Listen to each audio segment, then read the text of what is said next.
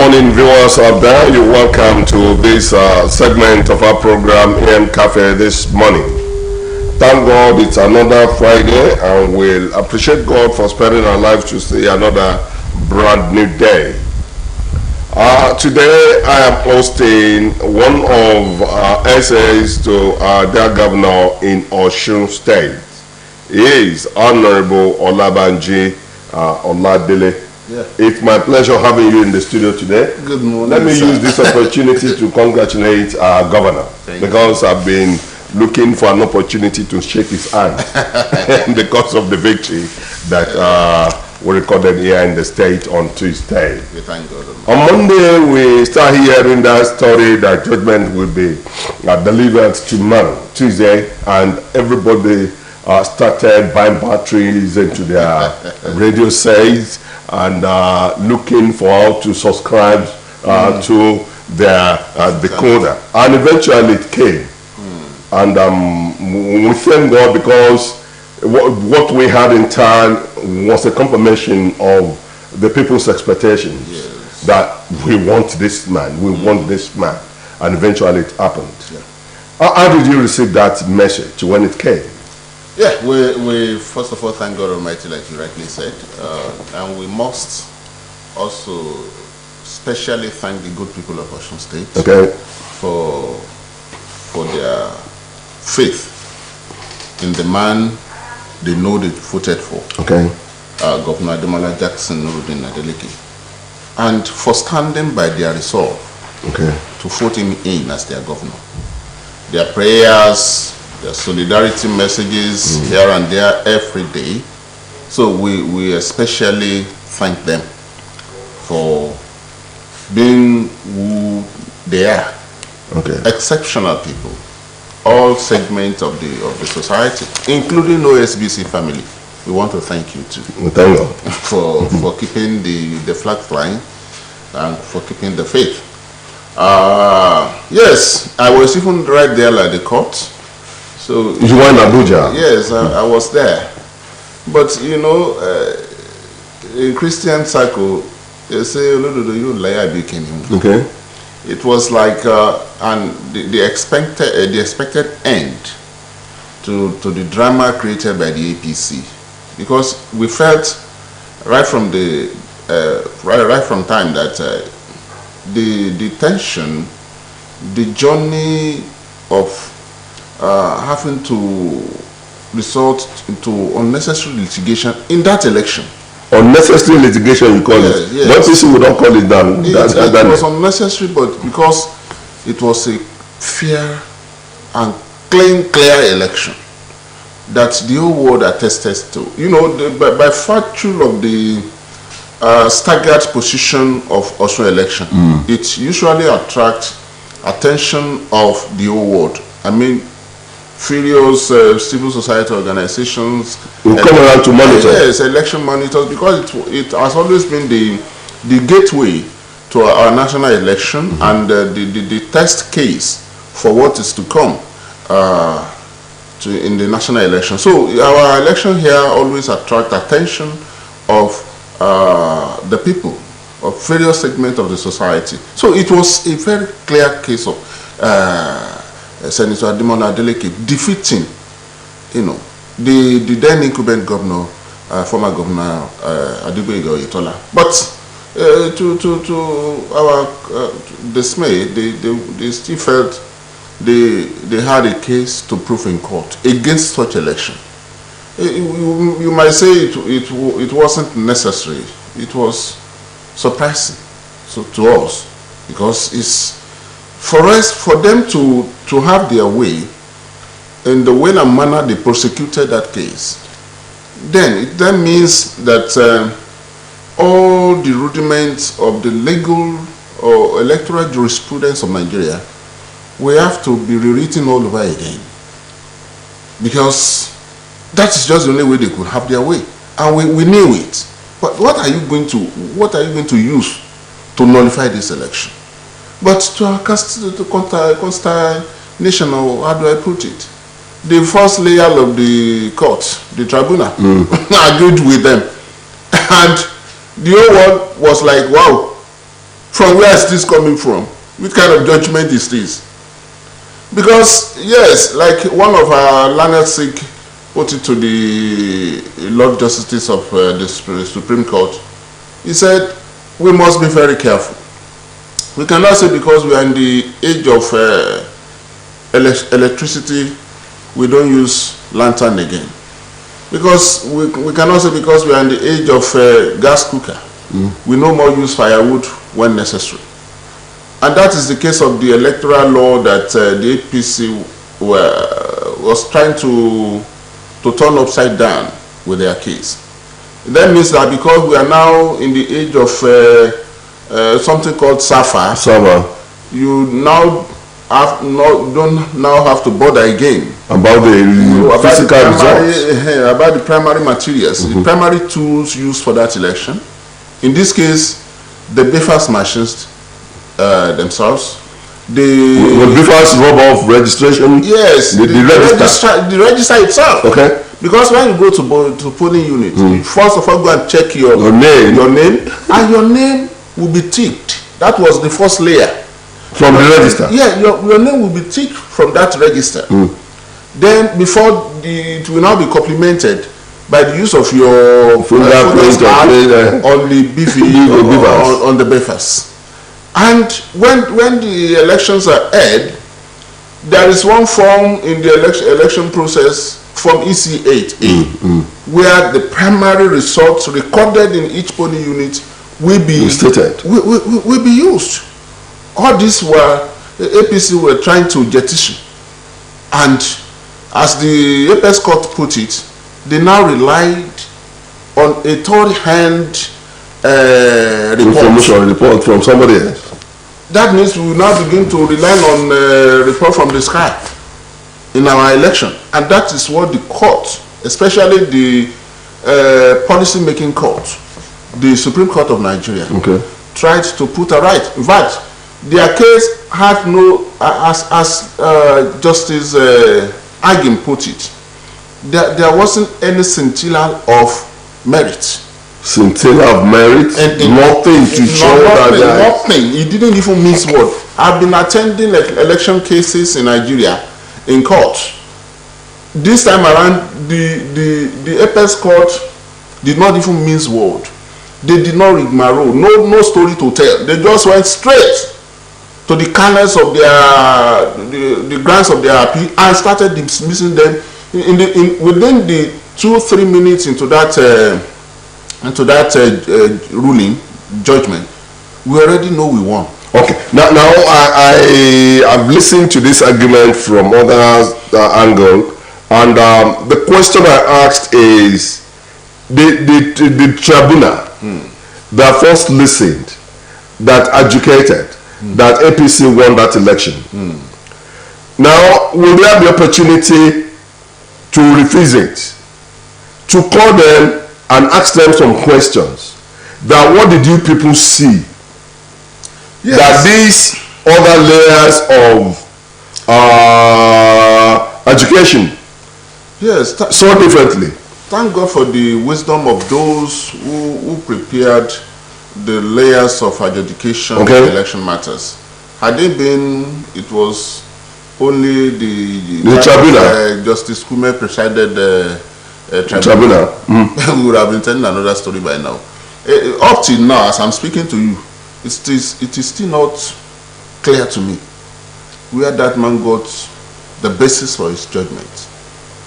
Nobody knew.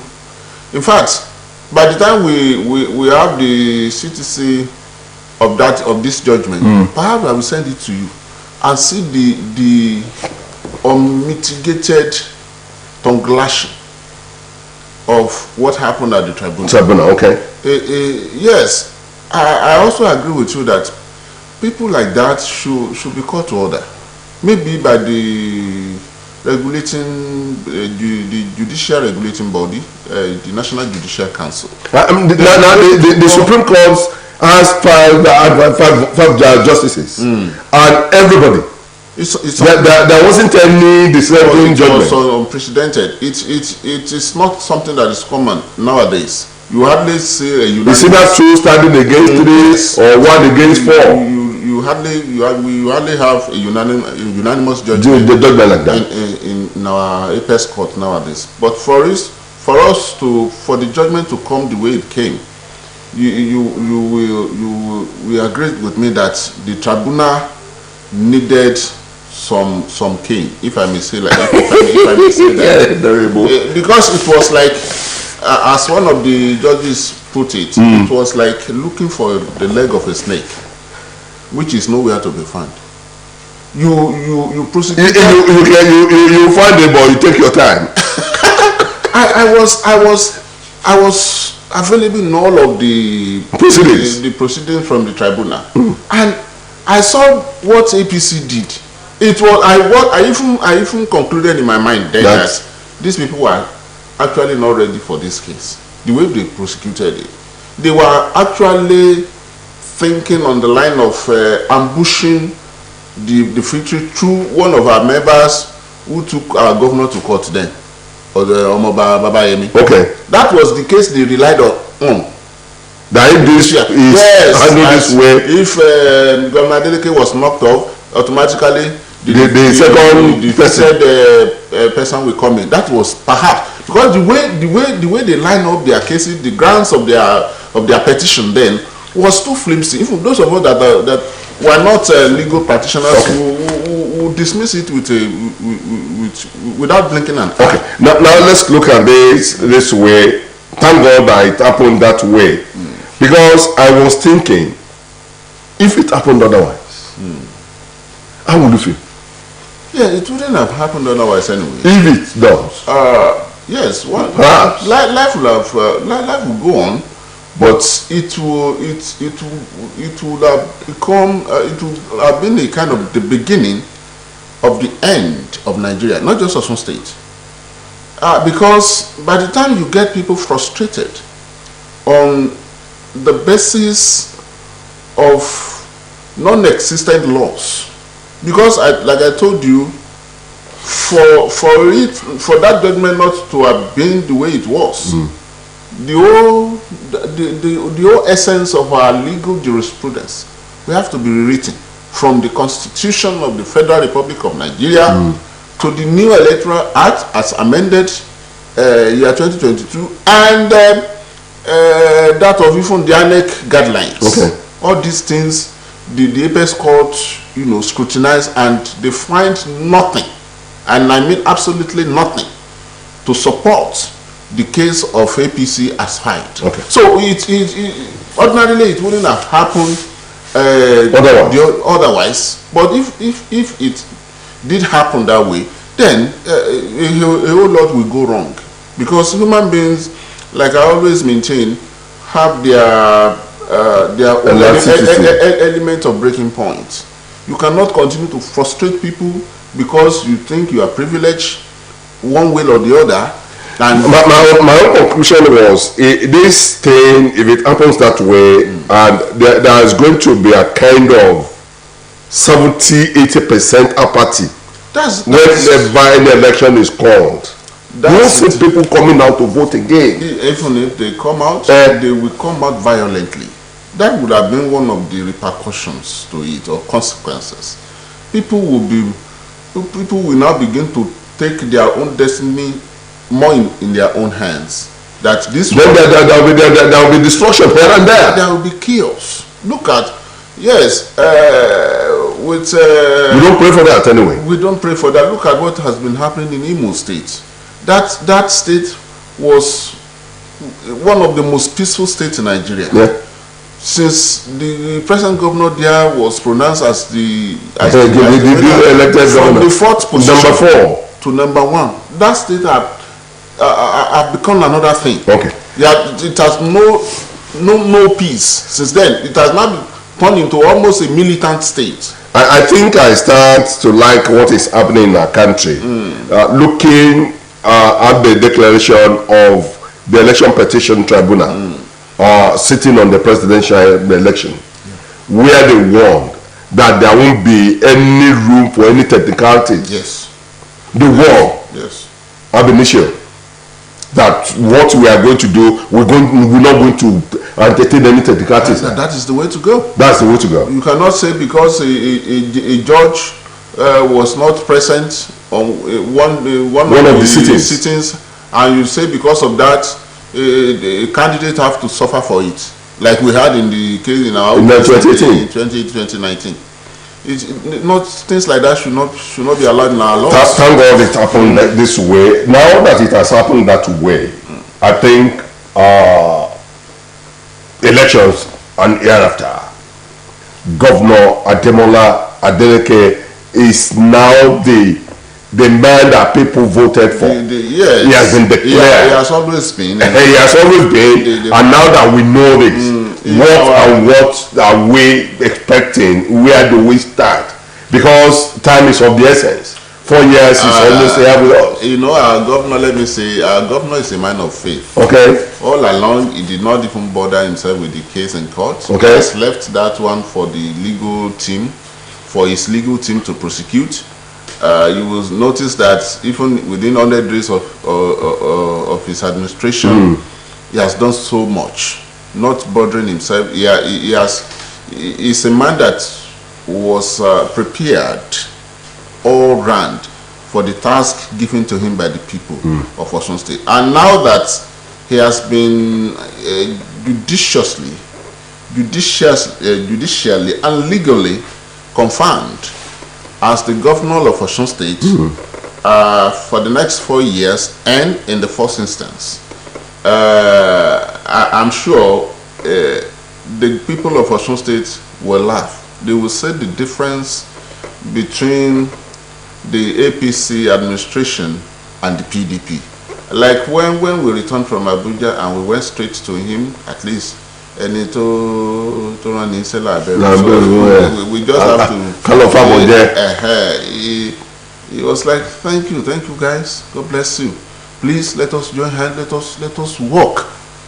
Let us make sure that we turn things round for our people in the state. It was not, you didn't have all this time to rigmarole around.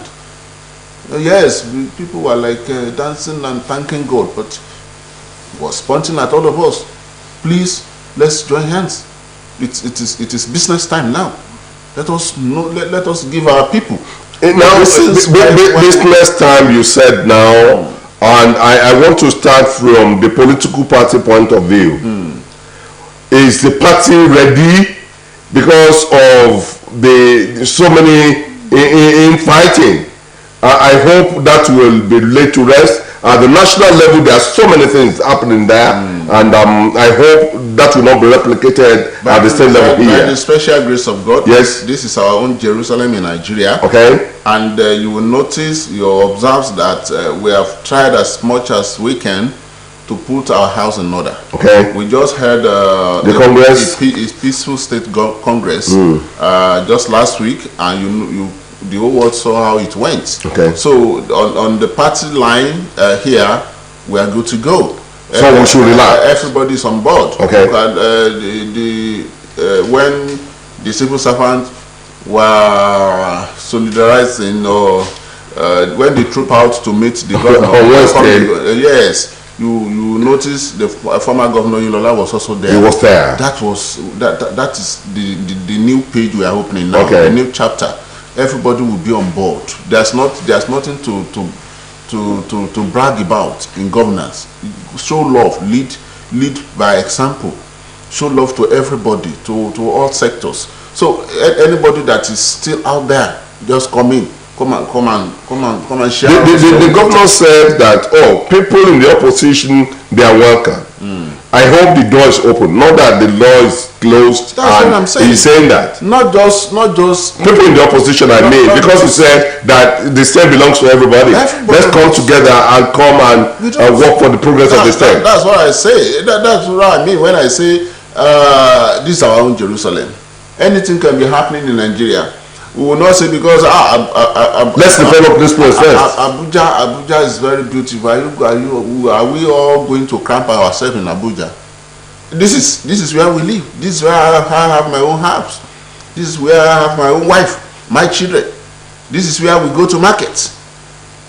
This is. I want you to use this opportunity because you are one of those that are working with the government, with the governor right away now, and you are an SA, and when you talk, it's like telling us or the whole world the policy statement of the governor.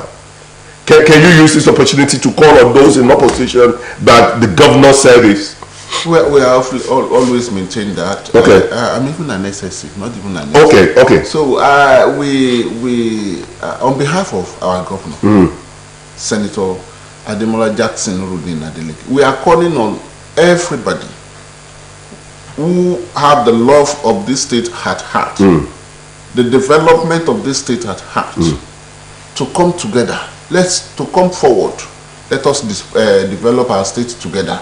Let us rally around ourselves and see to the development of this state. Because like I maintain, this is our own Jerusalem in Nigeria. This is where God has chosen to create us as human beings, as citizens of this country. Okay. So there's no point fighting ourselves. There's no gain in fanning war or discord here and there. It doesn't worth it. What we need to set today for the benefit of our children tomorrow. We need to use today the privilege we have today. We have on our hands as policy makers, as policy drivers, as electorates, as market men and women to set a foundation good enough for the generation unborn. So we all have to come together. Okay. Let's work together with our governor at this time, who is now permanently our governor for the next 4 years in the first instance. Now let's look at this. I want to seek your indulgence to please allow us to have a peep into the kind of the state council that we're expecting. Because the governor cannot do it alone. He needs able hands to work with. Anyway. Can we have a peep into it? Yeah, anytime we are over. The people that will come, they are still our people. They are people, yeah. They are the people we know already. Okay. And we know their characters. Okay. We know these characters in PDP. We are people-oriented politicians, you know. And you can begin to expect technocrats and good-hearted statesmen and women to come into the state cabinet and begin to drive the state with the governor by the grace of God. That is the much I can say, and that will be very soon. There's no much time to waste. Exactly, there's no time. That's why I'm asking that question, because he must hit the ground running. Now and next month we will begin to have a full cabinet in place. We will be working with our dear governor. So that I can tell you for free. Okay. Now we've been talking about state governments waiting, handing cap, going to Abuja every month to go and collect that allocation. How much are we going to look inward? Are we expecting something from within? That has started immediately the governor took over. Okay. Last November. And you know, there was a committee to that effect to look into our IGR issues, and the committee's members have worked and they have submitted their report to the governor. White paper will be issued in that respect. Yes, it is good to bring ingenuity, innovations that will increase the IGR. But one thing you must notice first is that, like the former administration in the state too, it's not for lack of effort to increase the IGR, but the states you want people to respond to their civil obligations in terms of tax or what have you. The economy must run well. The economy must be buoyant, and that is why the governor has been looking, has not been joking with the main nucleus of our economy in the state. If the civil servants are paid, when the arrears are paid, it will definitely lubricate the economy. Okay. on the economy. Okay. Because when you have a business and the business is running well, nobody will even chase you around before you do the normal thing. That is what the governor is trying to do, to make sure this our economy is well lubricated or everywhere, and not just to be hammering tax on people unnecessarily without them having something commensurate. If there's something that is central to our growth and development, and we mention power and security, how are we going to handle that of security before we can expect what yes, you're talking about? where the governor is on it, you notice that even within the space of 2-3 months now, he has held several security meetings with the security council, as it were. You know, the head of security agencies in the state, the army, the police, the navy, all of them. And that has been going from time to time. And because it is not the governor that will be carrying guns at to say you want to secure, you still have to work and in synergy with this head of security agency, and they are rubbing minds together every day, and they are mapping out strategy, and I mean concrete strategies to make sure that lives of people, lives and property of our people are well secured. And that's perhaps because he knows too well that is the primary objective of any government. Before you go, finally, I want you to please use 1 minute to talk to our people out there that it is time to work. Yes. And it is time to collaborate. It is time to support. It is time to carry out our responsibility as citizens of the state. I'm repeating your word. You are also a stakeholder in the state. So it is time to work. It is time to collaborate with the governor of Osun State. Nobody does it alone anywhere in the world, even in the most civilized clime. The citizens, everybody still play their part, and they play it very well. So wherever we find ourselves as stakeholders in this state, I call us stakeholders because stakeholding begins with the vote we did.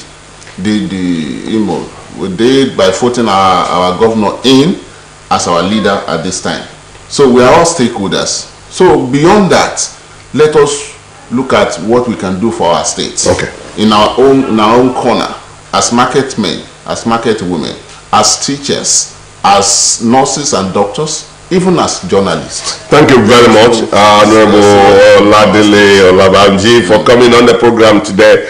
People at home, you've been watching and listening to the voice of the Senior Special Assistant to our Governor of Media, and he has spoken very well this morning. We hope we will support what we need to support, collaborate wherever it is necessary. And until Monday, when we shall be coming around for another discussion like this, I wish you a beautiful weekend. So you're welcome. Our regards to Mr. Governor. Thank you very much for having me. Saturday, the here. So till then, I remain yours sincerely, Olasukomi Oyebayo. Good morning.